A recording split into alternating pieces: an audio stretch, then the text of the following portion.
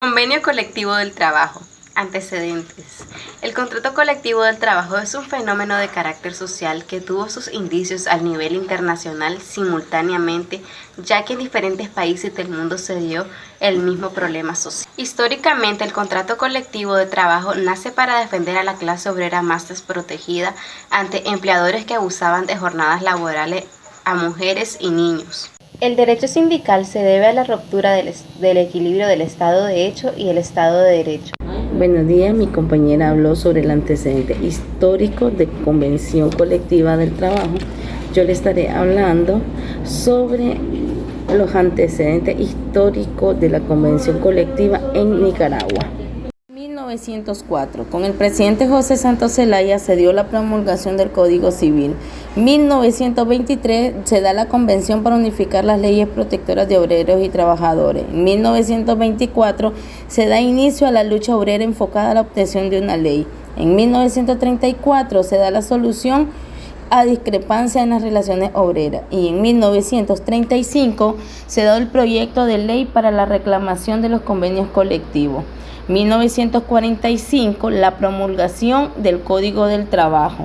1952, se crea el Ministerio del Trabajo, conocido como MITRAP. En 1967, la Organización Internacional del Trabajo, OIT, ratifica los convenios y en 1980 se da la definición del derecho colectivo.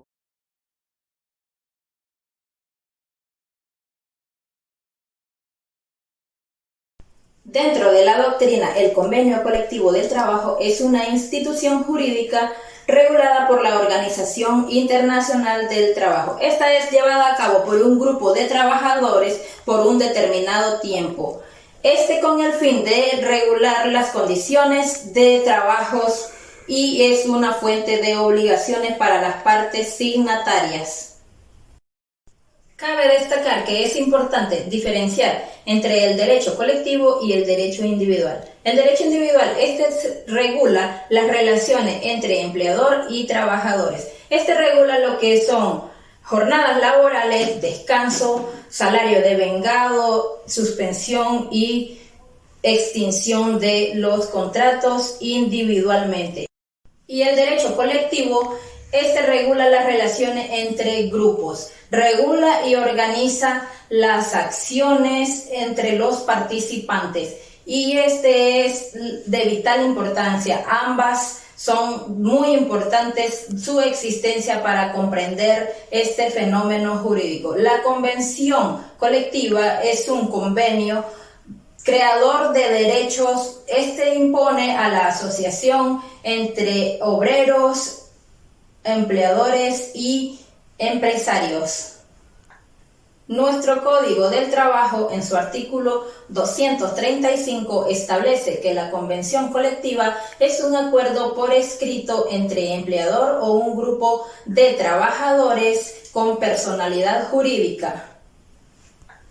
Los objetivos de la convención colectiva es desarrollar condiciones generales de trabajo y desarrollar la participación en la gestión de las empresas, así como también el cumplimiento de las obligaciones y derechos recíprocos.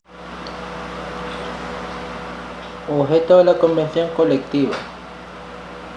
Esta está limitada en los aspectos de las relaciones laborales de trabajo y esto nos lleva a lo previsto en el numeral 2 de la convención número 154 de la Organización de Trabajo, a cuyo tenor expresa que las negociaciones colectivas comprenden todas las negociaciones que tienen lugar con el fin de fijar condiciones de trabajo y relaciones entre ellas.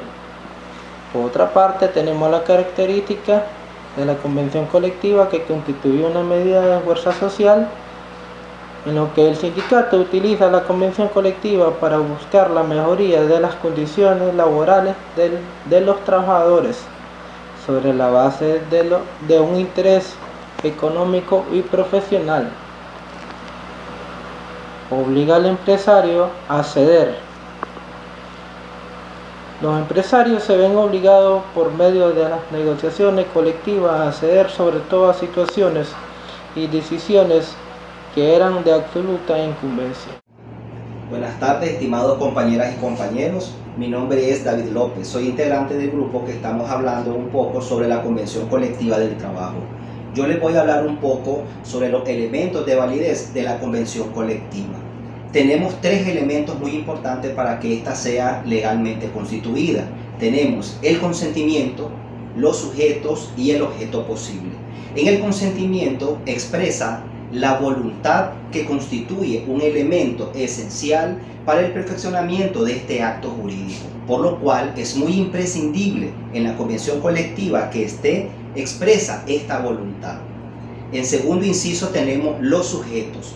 La voluntad debe ser expresada por alguien legalmente capaz para obligarse, es decir, por parte de la empresa tiene que estar una comisión que esté autorizada para la firma de estos convenios colectivos. Y en el caso de los trabajadores, un grupo o junta directiva, normalmente son la junta directiva de los sindicatos como representantes legales de ellos en esa empresa o institución. En tercer punto, el objeto tiene que ser posible, es decir, lícito, no transgredir la ley, ni la moral, ni las costumbres, y que las partes sean capaces para validar este acto jurídico. De lo contrario, la firma o la validez de esta convención colectiva es nula. El segundo punto que yo voy a abordar son los elementos constitucionales de la misma convención colectiva. En nuestra Carta Magna, la Constitución Política de la República de Nicaragua especifica en el artículo 88 que se garantiza el derecho inalienable de los trabajadores para que en defensa de sus derechos, tanto particulares como gremio, celebren con los empleadores contratos individuales de trabajo y los convenios colectivos.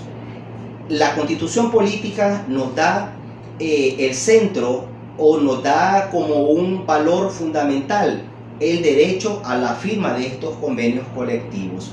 Los respalda como segunda norma la Ley 185 del Código del Trabajo en sus artículos del 235 al 242, que ahí se habla de la convención colectiva, de su duración, de sus requisitos y todo lo que tenga que ver para que esta convención colectiva sea legal y posteriormente inscrita en el Ministerio del Trabajo.